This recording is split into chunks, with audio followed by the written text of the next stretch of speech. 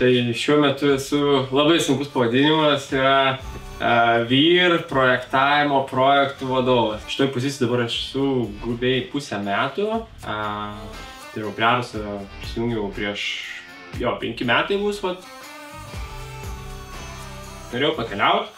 Aš žinau, kad yra galimybės čia būtent komandiruotis, tai kol buvau sąmatininku, kol buvau važiuodami projektus, tai man labai patikdavo, sakykime, bet vėlgi man atsibodo skaičiuoti, norėjau būti arčiau projektų.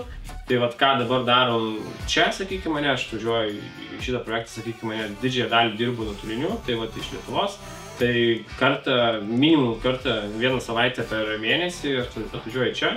Tai ir yra derinimas su klientu tam tikrų klausimų. Arčiau projekto tu susipažįsti su naujais žmonėmis, susipažįsti su atstovais iš kliento pusės, prisidėti prie projekto, vėlų galiausiai pamatai laivą, nes tai yra man kažkas wow. Kiekvieną kartą nuvykęs į laivą turiu nueiti į mašinų skyrių, nes tai man kažkas wow, turiu pasivaikščioti, pamatyti tą visą didybę ir pamatyti, kaip tai iš tikrųjų atrodo.